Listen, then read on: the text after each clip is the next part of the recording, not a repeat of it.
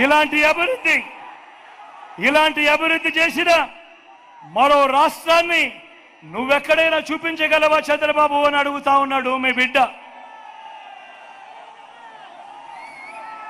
అందరూ ఆలోచన చేయమని అడుగుతా ఉన్నా. అందరూ ఆలోచన చేయండి. ఒక మనిషి 14 ఏళ్ళు సీఎంగా చేసిన తర్వాత కూడా 75 ఏళ్ల వయసులో ఒంటరిగా తాను ఈ మంచి చేశాను అని చూపించి ఎన్నికలకు వెళ్ళలేకపోతున్నాడు అనంటే, పొత్తులతో నిలబడే ప్రయత్నం చేస్తున్నాడు అనంటే, అసాధ్యమైన వాగ్దానాలు మోసాలను నమ్ముకొని రాజకీయాలను నడుపుతున్నాడు అనంటే, ఇంతకన్నా దౌర్భాగ్యుడు మానవ చరిత్రలో ఎవడైనా ఉంటాడా అని అడుగుతా ఉన్నాడు మీ బిడ్డ. మరో వంక మీ బిడ్డ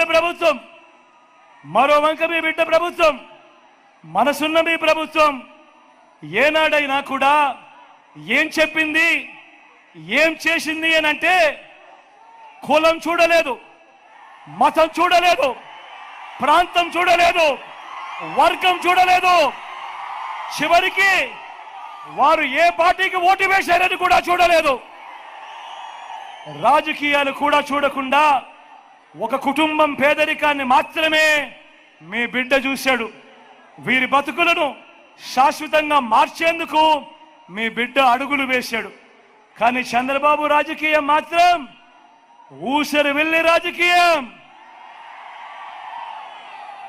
చంద్రబాబు రాజకీయం మాత్రం ఊసరి వెళ్ళ రాజకీయం.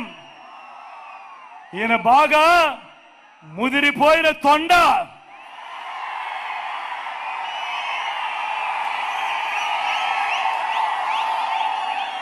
ఒక పక్క 4% ముస్లిం రిజర్వేషన్లను రద్దు చేస్తామని శపథం చేస్తున్న పార్టీతో ఈయన జతకడతాడు. ఒక పక్క 4% ముస్లింల రిజర్వేషన్లు రద్దు చేస్తామని శపథం చేస్తా ఉన్న బీజేపీ పార్టీతో ఈయన జతకడతాడు. మరోపక్క మైనారిటీల ఓట్ల కోసం మైనారిటీలను మోసం చేసేందుకు ఈ చంద్రబాబు డ్రామాలు మొదలెట్టాడు. దొంగ ప్రేమ నటిస్తూ, ఒకవైపు దొంగ ప్రేమ నటిస్తూనే మరోవైపున ఎన్డీఏలోనే కొనసాగుతాను అని అంటాడు.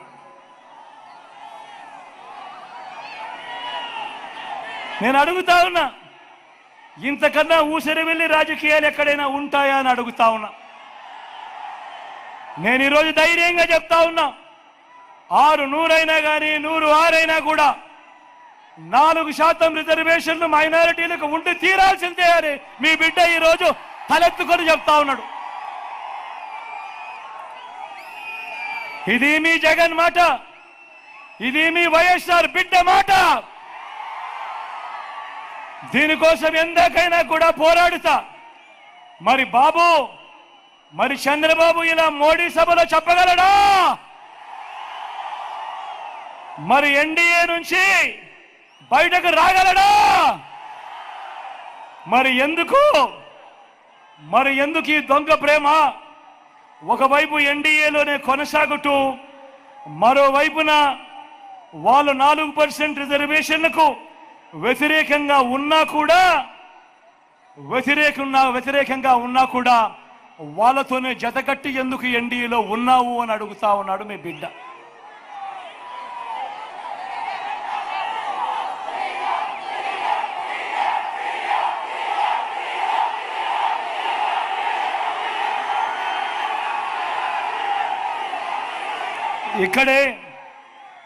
ఇక్కడే నేను కొన్ని విషయాలు రాష్ట్ర ప్రజలందరికీ కూడా చెప్పాల్సిన అవసరం ఉంది. ఈరోజు 4% రిజర్వేషన్లు మైనారిటీ సోదరులకు ఏదైతే ఇచ్చామో అది కేవలం మతం ప్రాతిపదికగా ఇచ్చిన రిజర్వేషన్లు కావు. ముస్లింలలో కూడా ఉన్నత వర్గాలకు రిజర్వేషన్లు వర్తించడం లేదు, పఠాన్లకు వర్తించడం లేదు, సయ్యదులకు వర్తించడం లేదు, మొఘళ్లకు కూడా వర్తించడం లేదు. ఇవి కేవలం వెనుకబాటు ప్రాతిపదికగా మాత్రమే ఇచ్చినవి. నేను ఇవాళ అడుగుతా ఉన్నా, ఇదే బీజేపీని అడుగుతా ఉన్నా, ఇదే వ్యతిరేకిస్తా ఉన్న వాళ్ళందరినీ కూడా అడుగుతా ఉన్నా, అన్ని మతాల్లో కూడా బీసీలు ఉన్నారు, ఓసీలు ఉన్నారు. ఒక్క ముస్లింలలోనే కాదు, అన్ని మతాల్లో కూడా బీసీలు ఉన్నారు, ఓసీలు ఉన్నారు. ఇవి రాజ్యాంగానికి లోబడి వెనుకబాటు ప్రాతిపదికగా ఇచ్చిన రిజర్వేషన్లు. మరి ఇలాంటి రిజర్వేషన్లు, ఇలాంటి వెనుకబాటుకు గురైన వారికి ఇచ్చిన రిజర్వేషన్ల మీద రాజకీయం చేస్తూ వారి జీవితాలతో చెలగాటమాడడం ధర్మమేనా? ఇది కరెక్టేనా అని ప్రతి ఒక్కరూ ఆలోచన చేయాలి. నేను ఇవాళ చెప్తా ఉన్నా, ప్రతి మైనారిటీ సోదరుడికి, ప్రతి మైనారిటీ అక్క చెల్లెమ్మకు భరోసా ఇచ్చి చెప్తా ఉన్నా, 4% రిజర్వేషన్ల విషయమే కానివ్వండి, ఎన్ఆర్సీ కానివ్వండి, సిఏఏ కానివ్వండి, ఇంకా ఏ మైనారిటీ అంశమైనా కానివ్వండి, మైనారిటీ మనోభావాలకు, వారి ఇజ్జత్ और ఇమాంకు అండగా నిలబడుతూ వారికి మద్దతు ఎప్పటికీ ఉంటాడో వాళ్ళ బిడ్డ జగను అని చెప్పి సందర్భంగా చెప్తా ఉన్నా. మైనారిటీల పట్ల ప్రేమ చూపుతూ ఒక్క డిబిటీ స్కీములే కాదు, ఇళ్ల నిర్మాణం, షాదీ తోఫా వంటివి మాత్రమే కాదు, ఉర్దూను 2 అధికార భాషగా ప్రకటించడం మొదలు 4 మైనారిటీలను ఎమ్మెల్సీగా, 4 మైనారిటీలను ఎమ్మెల్యేలుగా గెలిపించుకోవడమే కాకుండా 5 ఏళ్లు నా మైనారిటీ సోదరిని ఒకరిని డిప్యూటీ సీఎం గాను, నా మైనారిటీ సోదరిని శాసనసభ మండలి వైస్ చైర్మన్ గాను, మైనారిటీ సప్లాన్ బిల్లును తేవడం మొదలు ఇలా ప్రతి సందర్భంలోనూ వారికి సముచిత స్థానం ఇచ్చి వారిని పక్కనే పెట్టుకున్న ప్రభుత్వంగా ఈరోజు గర్వంగా చెప్తా ఉన్నా.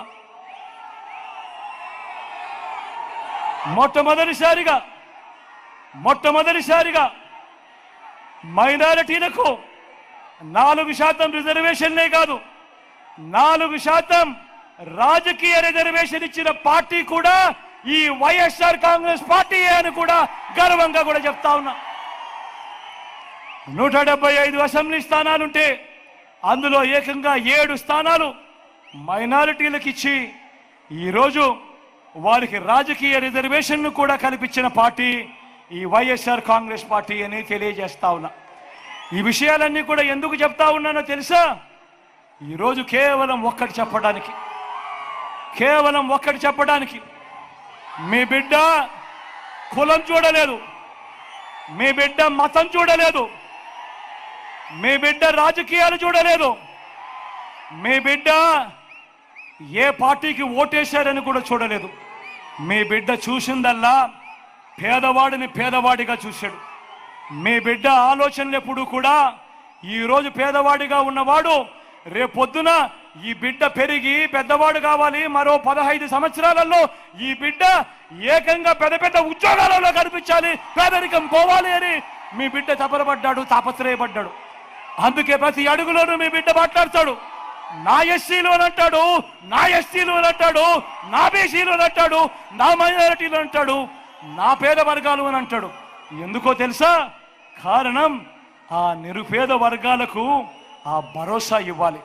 ముఖ్యమంత్రి స్థానంలో ఉన్న వ్యక్తి ఎప్పుడైతే ఆ భరోసా ఇస్తాడో అప్పుడు గ్రామం నుంచి రాష్ట్రం దాకా ప్రతి ఒక్కరికి కూడా ఆ ఆత్మగౌరవం పెరుగుతుంది. కాబట్టి ముఖ్యమంత్రి అనేవాడు నిలబడాలి. ఈరోజు మీ బిడ్డ గర్వంగా చెప్తా ఉన్నాడు, మంచి చేశాం, ప్రతి పేదవాడికి మంచి చేశాం, రాష్ట్రాన్ని అభివృద్ధి బాటలో నడిపించాం. ఇదొక్కటే కాదు, గర్వంగా సగర్వంగా ఇంకొక విషయం కూడా చెప్తాను. మీ బిడ్డ చేసిన మంచిగా చూపిస్తా ఉన్నాడు. మీ బిడ్డ నలుగురిలో నిలబడగలుగుతా ఉన్నాడు, కళ్ళల్లో కళ్ళు పెట్టి చూడగలుగుతా ఉన్నాడు. మీ బిడ్డ గర్వంగా కూడా చెప్పగలుగుతా ఉన్నాడు. మీ బిడ్డ వల్ల మీ కుటుంబంలో మీకు మంచి జరిగి ఉంటే మీ బిడ్డకు సైనికులుగా మీరే నిలబడండి అని చెప్పి మీ బిడ్డ పిలుపునివ్వగలుగుతా ఉన్నాడు. మరి 14 ఏళ్ళు ముఖ్యమంత్రిగా చేసిన చంద్రబాబు పేదలకు గుర్తుండే విధంగా ఒక్కటంటే ఒక్క మంచి కనిపించదు. పేదలకు గుర్తుండే విధంగా ఆయన చేసిన ఒక్కటంటే ఒక్క స్కీము కూడా కనిపించదు. చంద్రబాబు మేనిఫెస్టో ఓ మాయలు, ఓ మోసాలు. చంద్రబాబు ఎన్నికలప్పుడు మాత్రం చంద్రబాబు నాయుడు గారికి ప్రజలు గుర్తుకొస్తారు, మేనిఫెస్టోలు గుర్తుకొస్తాయి, మాయలు గుర్తుకొస్తాయి, అబద్ధాలు గుర్తుకొస్తాయి, మోసాలు గుర్తుకొస్తాయి. ఒక్కసారి అధికారం వచ్చిన తర్వాత మాత్రం ఆయనలో ఉన్న చంద్రముఖి నిద్రపైకి లేస్తుంది. 14 ఏళ్ళు ముఖ్యమంత్రిగా పనిచేసిన వ్యక్తి పేదలకు గుర్తుండిపోయేలా ఒక్క మంచి చెప్పలేకపోతా ఉన్నాడు, పేదలకు గుర్తుండిపోయేలా ఒక్క స్కీము చెప్పలేకపోతా ఉన్నాడు అనంటే ఆయన ఎన్నిసార్లు పేదలను మోసం చేశాడు అన్నదానికి నిదర్శనం కాదా అని అడుగుతా ఉన్నా. ఇదే చంద్రబాబు మేనిఫెస్టో మోయలు, ఇదే చంద్రబాబు మేనిఫెస్టో మోసాలు ఎలా ఉంటాయో ఒక్కసారి మీకు చూపిస్తా. 2014లో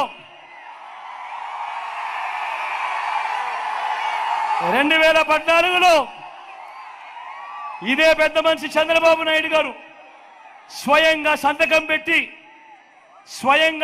పెట్టి కింద సంతకం కూడా కనిపిస్తా ఉంది చూడండి, సంతకం పెట్టి ఇదే కూటమిలో ఇదే ముగ్గురు ఈ పాంప్లెట్ మీ ప్రతి ఇంటికి పంపించాడు. 2014లో ముఖ్యమైన హామీలు అని అంటూ మేనిఫెస్టోలో పెట్టడమే కాకుండా ఈ పాంప్లెట్ను ముఖ్యమైన హామీలు అని అంటూ ఆయన సంతకం పెట్టి ఈ ముగ్గురు ఫోటోలతో మీ ప్రతి ఇంటికి పంపించాడు ఈ పెద్ద మనిషి చంద్రబాబు. ఆ తర్వాత ప్రజలు నమ్మి ఈయనని ఎన్నుకున్నాక 2014 నుంచి 2019 ఈయన ముఖ్యమంత్రిగా పరిపాలన చేశాడు. నేను అడుగుతా ఉన్నా, ఈ 2014లో ఈయన మేనిఫెస్టో అని అంటూ సంతకం పెట్టి ప్రతి పేద ఇంటికి ఇది పంపించి ఈ ముగ్గురు ఫోటోలతో ఉన్న ఈ పాంప్లెట్ పంపించి ఇందులో చెప్పినవి కనీసం ఒక్కటంటే ఒక్కటైనా చేశాడా అని మీరందరూ కూడా ఆలోచన చేయమని కోరుతాం. మరి ఈసారి నేను మిమ్మల్ని అందరినీ ఒకటి అడుగుతా ఉన్నా, ఏకంగా చంద్రబాబు సంతకం పెట్టి 2014లో మీ ప్రతి ఇంటికి పంపించిన ఈ పాంప్లెట్లో కనీసం ఒక్కటంటే ఒక్కటైనా జరిగిందా అని అడుగుతా ఉన్నాడు మీ బిడ్డ. మరి ఇలాంటి వాళ్ళని నమ్మచ్చా అని అడుగుతా ఉన్నాడు మీ బిడ్డ. ఈసారి 2 చేతులు పైకెత్తాలా బాగా గట్టిగా, ఇలా ఇలా ఇలా ఇలా ఇలా ఇలా ఇలా ఇలా ఇలా ఇలా ఇలా ఇలా ఇలా ఇలా ఇలా ఇలా ఇలా ఇలా.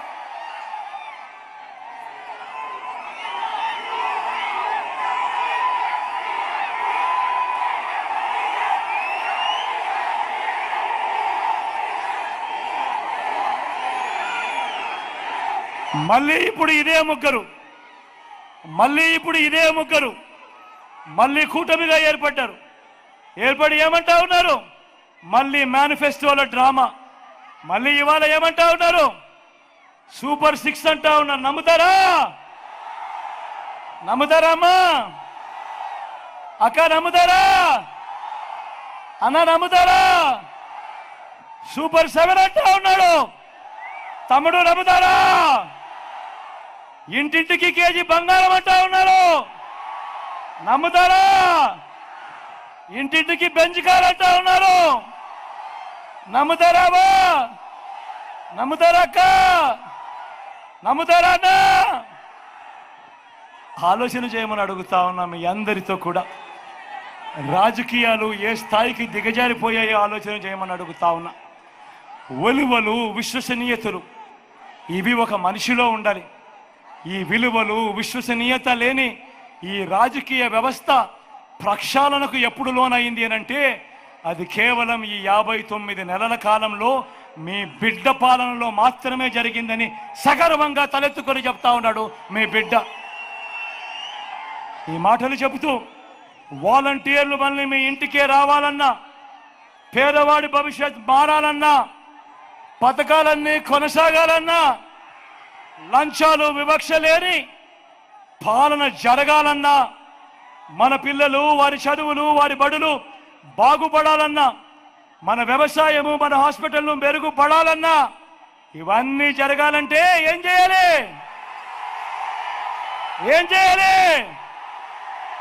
2 బటన్లు ఫ్యాన్ మీద నొక్కాలి. నొక్కి 175కు 175 అసెంబ్లీ స్థానాలు, 25 ఎంపీ స్థానాలకు 25 ఎంపీ స్థానాలు ఒక్కడి కూడా తగ్గేందుకు వెళ్ళలేదు.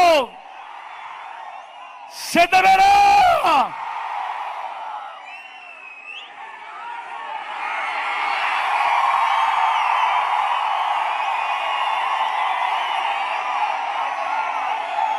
అక్కడో ఇక్కడో ఎక్కడో మన గుర్తు తెలియని వారు ఎవరైనా ఉంటే, అన్నా మన గుర్తు ఫ్యాన్, తమ్ముడు మన గుర్తు ఫ్యాన్, అవ్వ మన గుర్తు ఫ్యాన్, ఇక్కడ అవ్వ పచ్చచీర కట్టుకున్నావా ఫ్యాన్, అవ్వ మన గుర్తు, అక్క మన గుర్తు ఫ్యాను,